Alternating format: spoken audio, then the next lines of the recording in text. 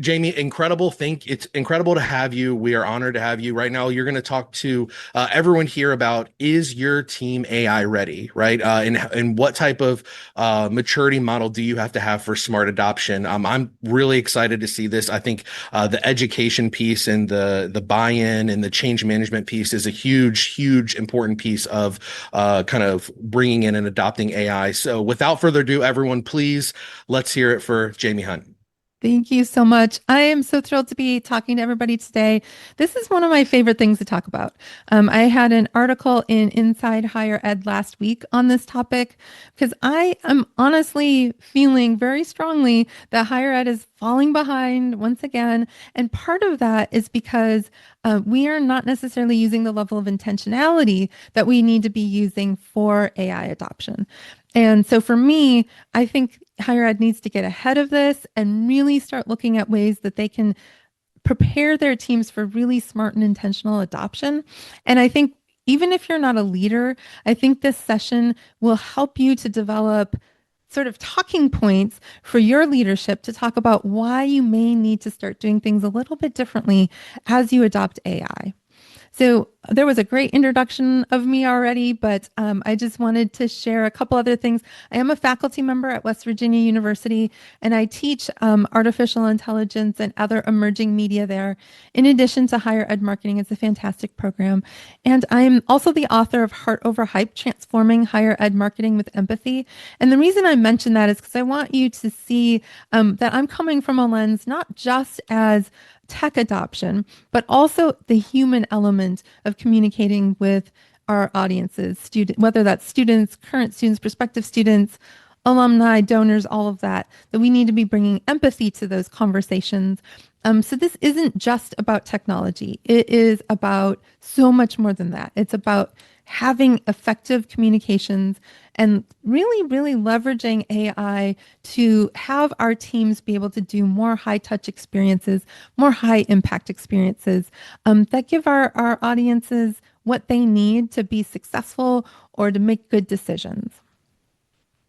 So the central question of my conversation today is, how ready is your team to leverage AI effectively?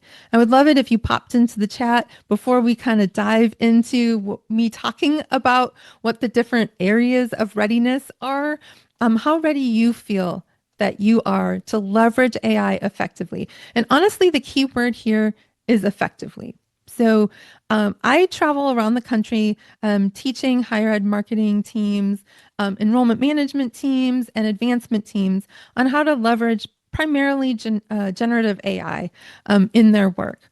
And I would say that many of the folks that I talk to, either about bringing me in or that just want to pick my brain around AI, they definitely have AI usage happening in their departments, but they're not necessarily doing it in a really coordinated way. So what I see a lot when I started doing these sessions in like 2023, maybe even as early as 2022, and I asked people, are you using tools like ChatGPT, Copilot, Gemini? And they would be a couple people raising their hands and many people not. And I'm seeing that evolve. My most recent session, almost everybody on the team raised their hands.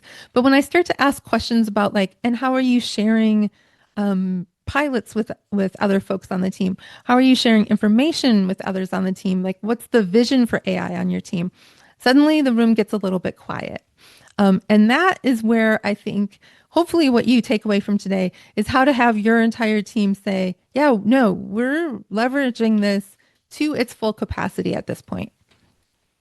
So this is the marketing AI maturity model that I built, and it is very similar to, I have been using a marketing maturity model. I have not invented the idea of maturity models, but I've been using and talking about marketing maturity models for a number of years.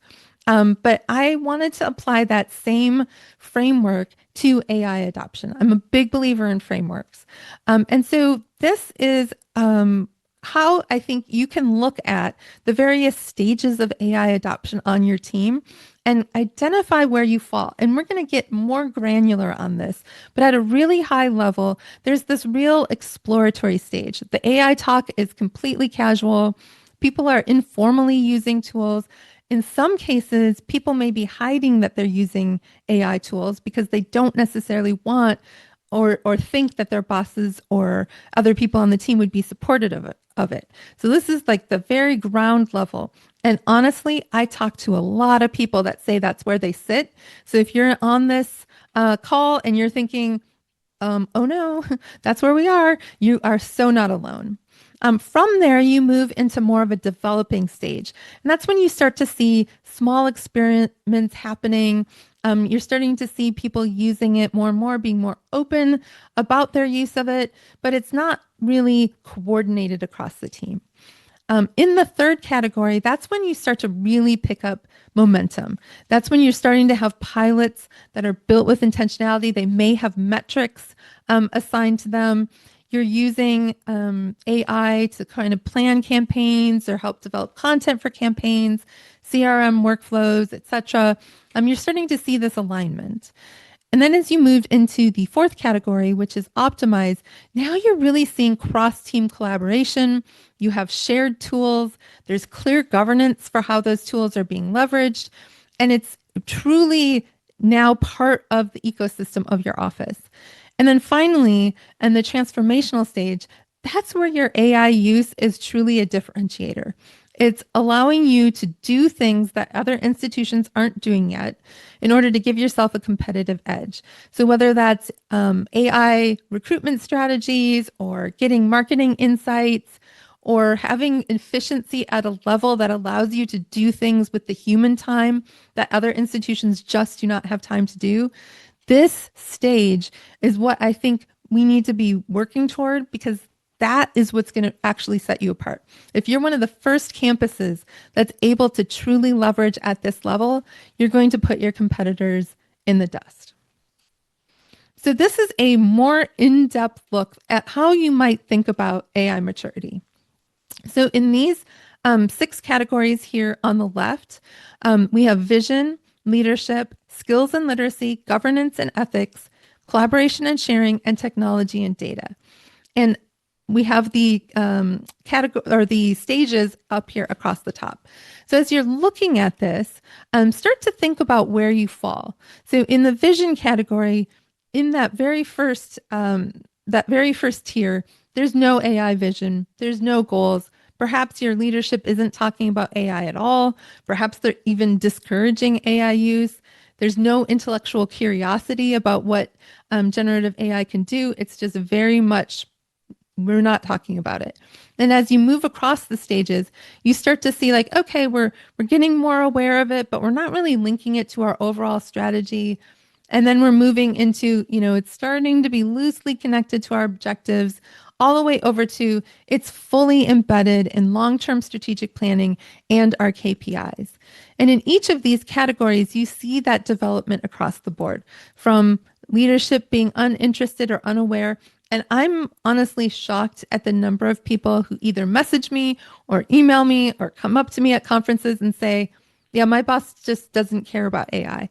All the way over to you have leadership who's championing AI institution wide and looking for opportunities to partner with other departments and units on pilot projects, on bringing tools and resources for artificial intelligence into the institution. With skills and literacy, I think AI literacy really means understanding how to get the most out of the tools. So whether that is something like Element 451, or if that's something like ChatGPT, Copilot, Gemini, Claude, Midjourney, whatever, fill in the blank, that you understand which tools might be best for which types of tasks. You understand how to do prompt engineering. You understand how you can leverage tools for data analysis. All of this requires intentionality. Whether you are reading about it, you're taking courses online, you are watching YouTube tutorials, you're attending things like this. You're getting that literacy about how to leverage it. And in order to move across that literacy has to be more than just people using it independently. So as an individual, when I was introduced to ChatGPT right after it came out, I spent a lot of time and effort trying to understand it myself. And I know a lot of people fall into that boat. But to really have AI maturity across your team, you need to have that training and that literacy happen across the whole team. I was talking to someone who gave a talk about AI at an institution, and he gave a whole talk about how to leverage ChatGPT and how to use the different tools and which of the models to use. And then at the end, he was like, any questions? And somebody said, yeah, how do I even access ChatGPT? So that team, and a lot of people were nodding their heads, that team was definitely falling on this end of the spectrum. I have governance and ethics in here because I really do think that if we want to best harness these tools, we cannot allow this to be like the web. Okay. So early in my career, I was a director of web strategy, and it was probably maybe 10, 15 years after universities started having websites. And it was bonkers. We had 3 or 4 different career services websites because the intern that built the site would graduate and not leave the password. So they would just build a new career services website. It was pure chaos. I was talking to someone, I'm not going to out the school, but their school has 18.9 million pages. There's who knows what on their website.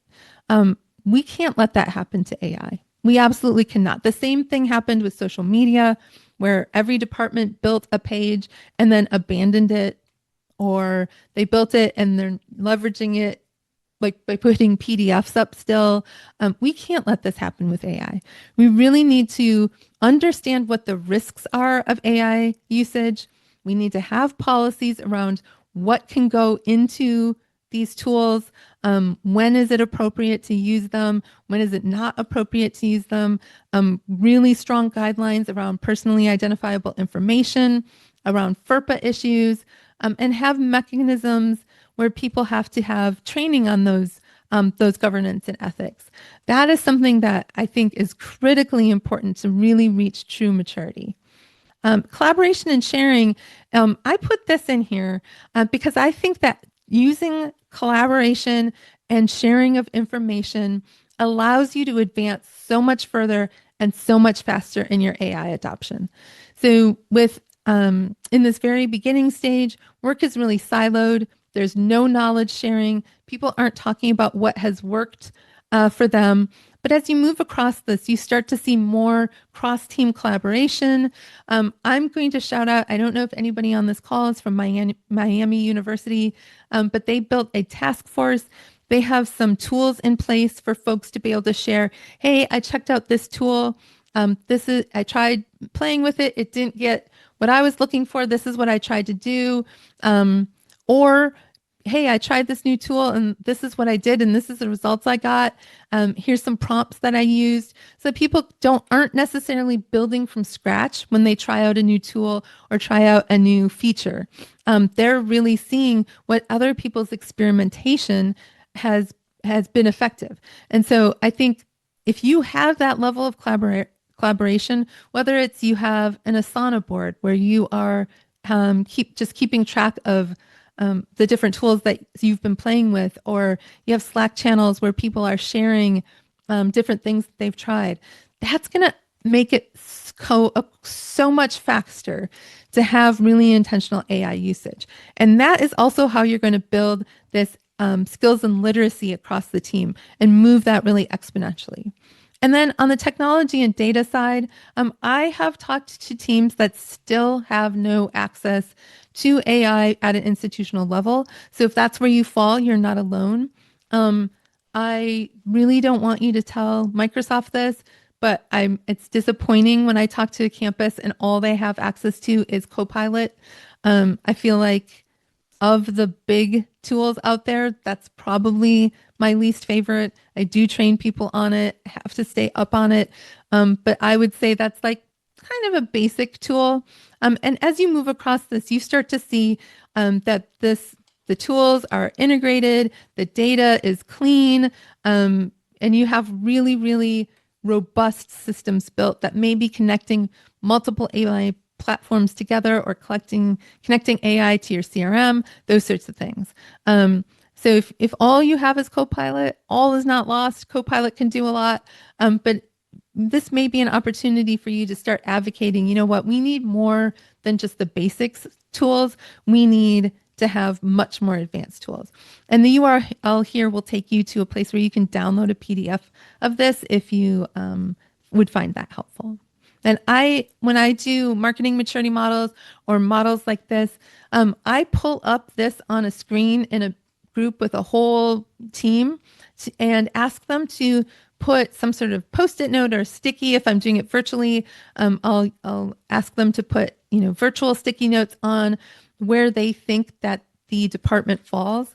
And you could be down here and over here on this one, and over here on this one, and over here on this one. But really where the majority falls is where I would say your categorization is. So how do you now take those categories and start to advance your experience in those? So the very first one was that vision and strategy. And I think a really good goal in that category is to tie that AI adoption directly to your department and institution strategic priorities. So you can start that by identifying a couple of marketing or enrollment or fundraising KPIs that you think AI could help improve.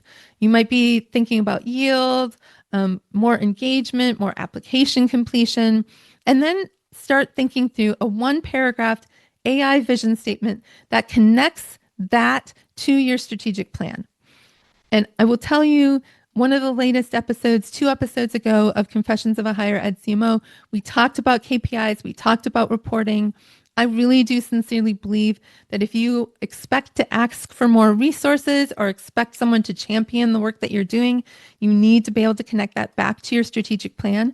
So find a way to connect that AI vision to that plan. And then if you aren't somebody who is a chief marketing officer or a VP or a chief enrollment officer on this, I think it would be a great idea to schedule a leadership conversation to get alignment on that. And then start to think through how you can map that opportunities all along the student journey, all along the prospect journey, whatever audience that you're serving. Where can you put AI into that process that will help enhance it? The next thing is to really get leadership buy-in. So you want to make sure that the leaders understand and actively support and resource your AI adoption.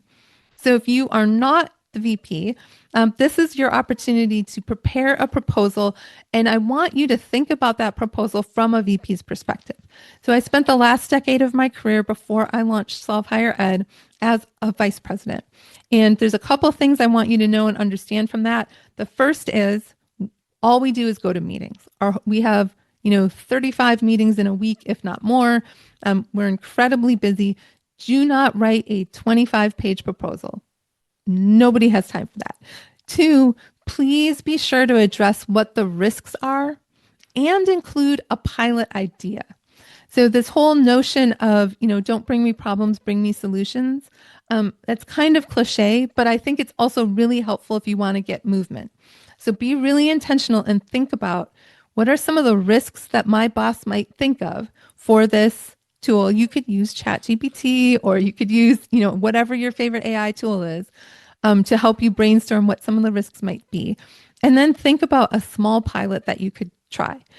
Go out there and find some higher ed case studies of successful AI use. There are a ton out there. There used to be not many, but there are so many out there now. Consider offering to lead a pilot task force. And one thing that if you have a VP or AVP or whatever who is maybe hesitant about the risks, maybe they're very risk adverse, think about saying, what if we just do a 90-day trial? And this is what we're aiming for. And if you're not happy with it, we regroup. That might give you a chance to get past that resistance. And then really encourage leadership to be visible champions. So have them kick off the task force, or have them kick off a workshop where you're introducing people to concepts.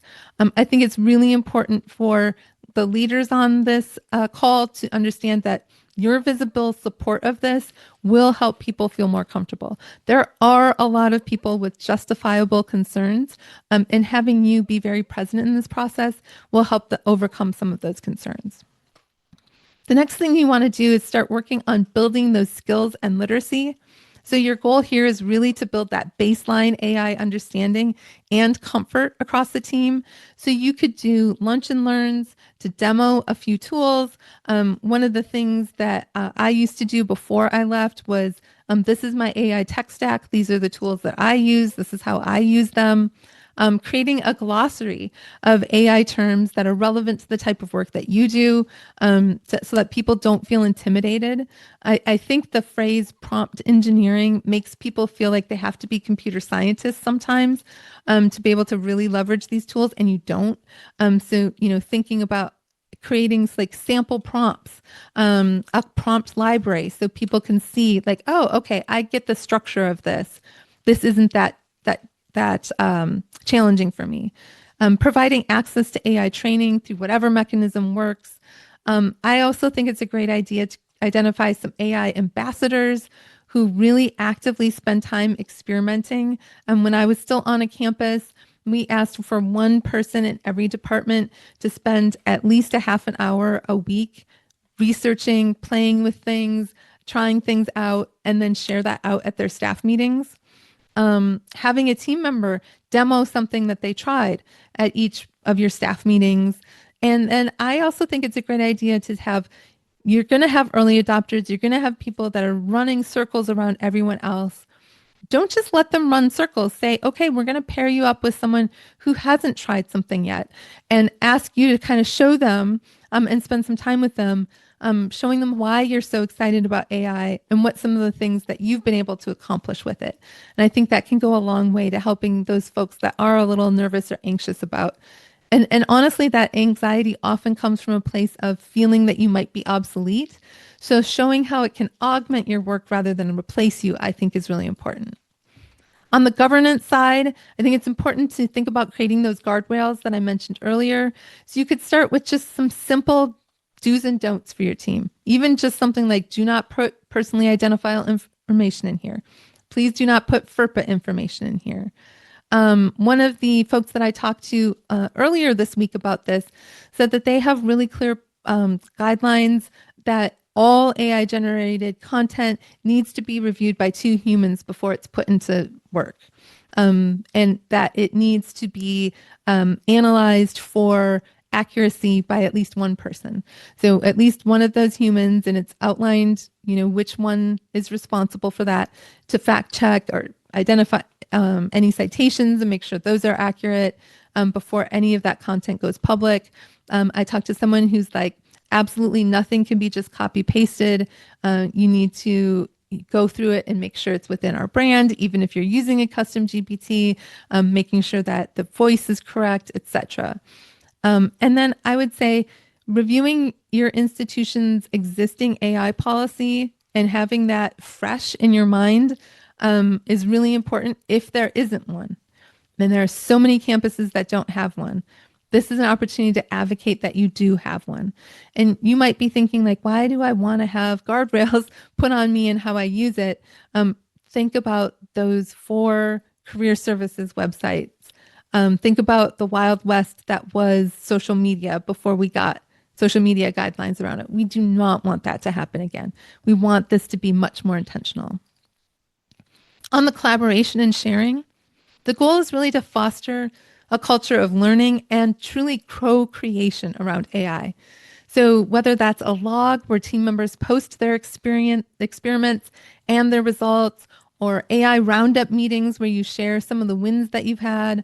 I also, if you listen to my podcast, you know that I am all about busting silos. I think there's a lot of opportunity to learn from other departments. So where can maybe admissions and marketing work together on a pilot? Or where can advancement and admissions work together on a pilot? Where can you partner with student affairs on a pilot?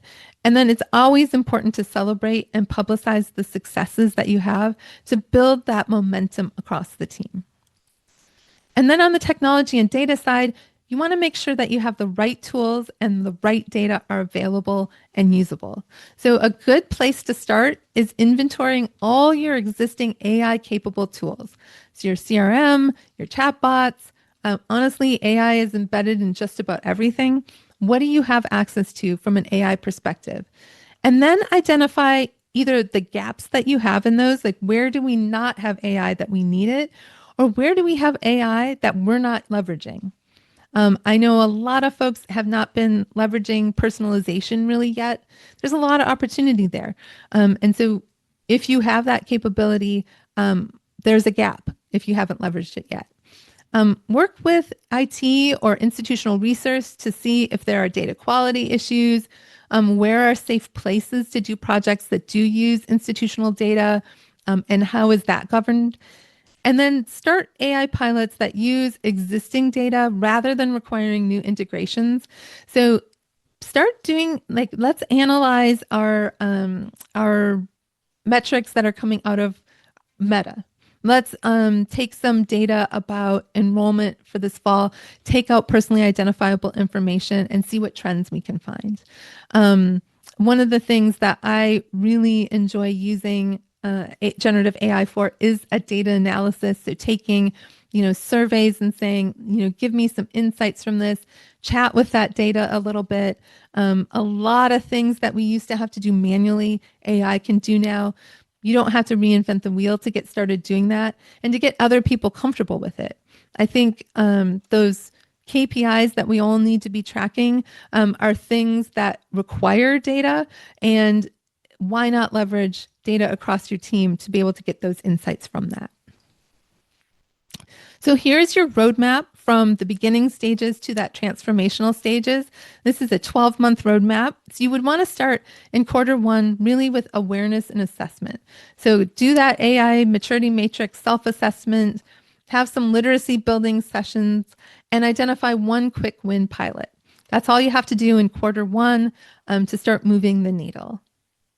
In Q2, launch a full-scale pilot project and share those early wins and the lessons learned with leadership, whether that's leadership in your department or leadership at your institution, like, hey, we've leveraged AI in this way, and this is what we've been able to accomplish.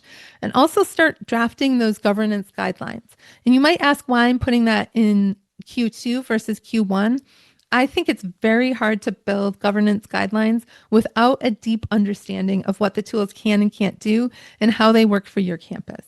So I think it's important to have that understanding before you build guardrails too firmly. So there's guardrails that absolutely have to exist. Personally identifiable information, FERPA information, that sort of thing.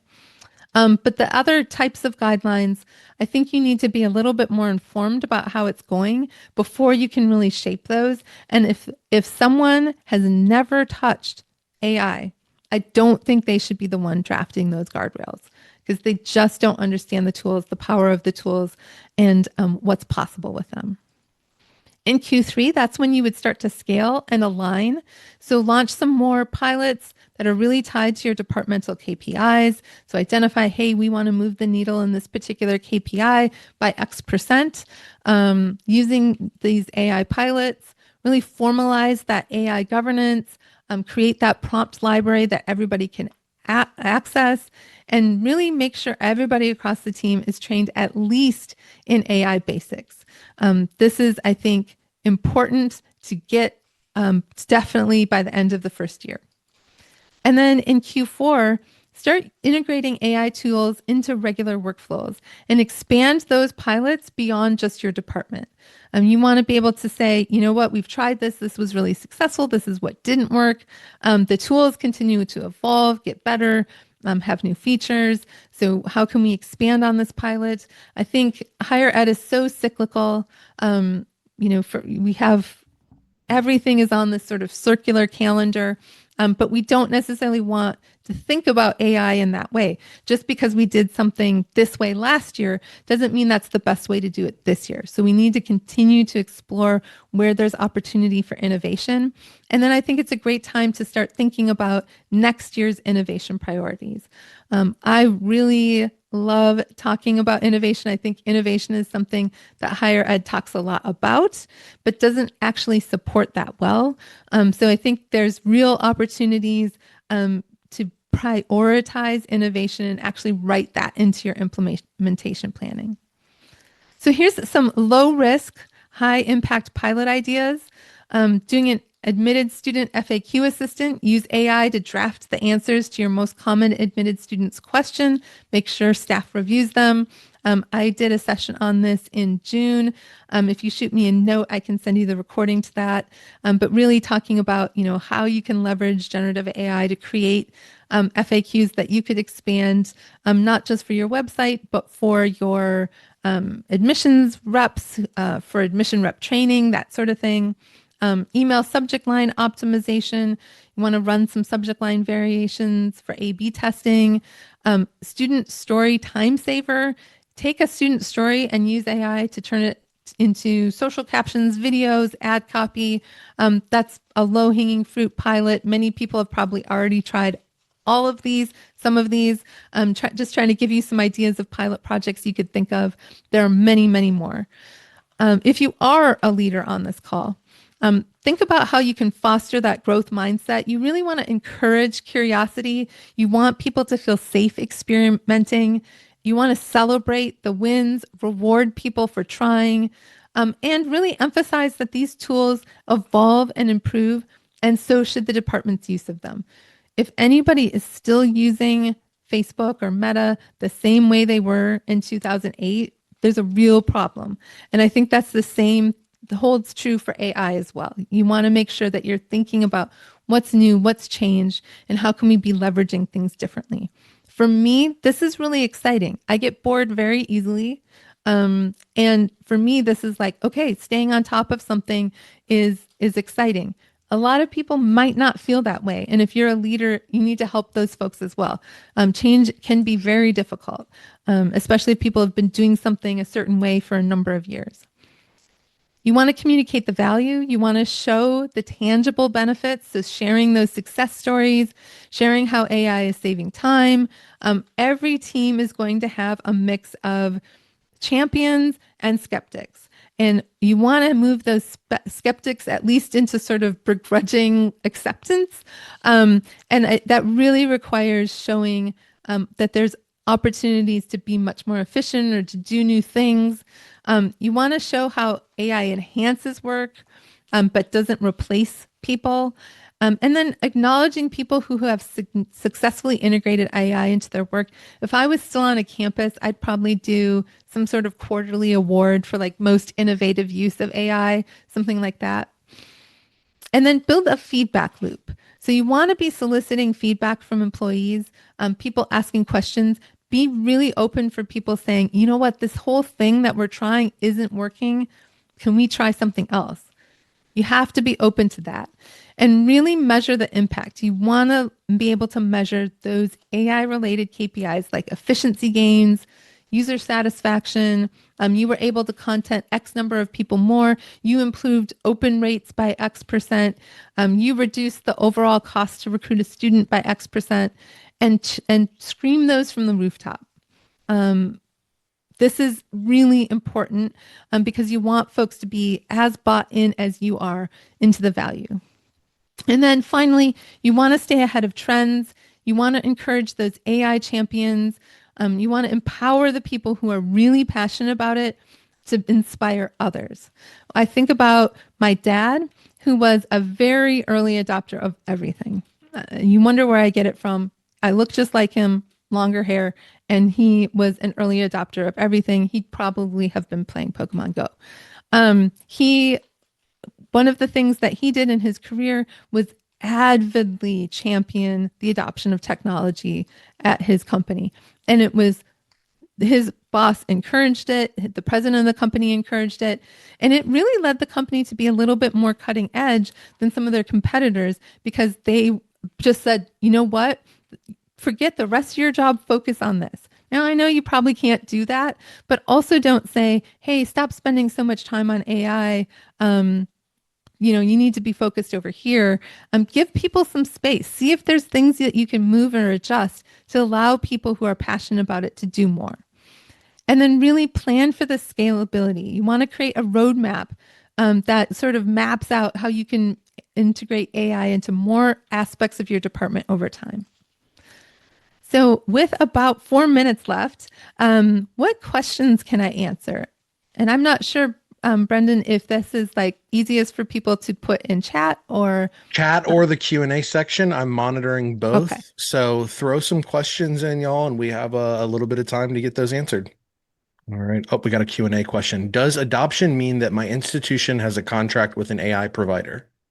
I would say not necessarily. Um, Not necessarily that you have an institution-wide contract with an AI provider. I do think that to really achieve full transformational use of AI, having an institutional-wide tool is fantastic, but I don't think you have to have it to be able to be using it across your team. All right. We do actually have another question. I'll go ahead and allow them to talk really quick. All right. You can go ahead and ask your question. Hi. So, I don't know, like, and first and foremost, fantastic presentation, by the way. I really loved it. I'm just gonna follow your podcast, right now.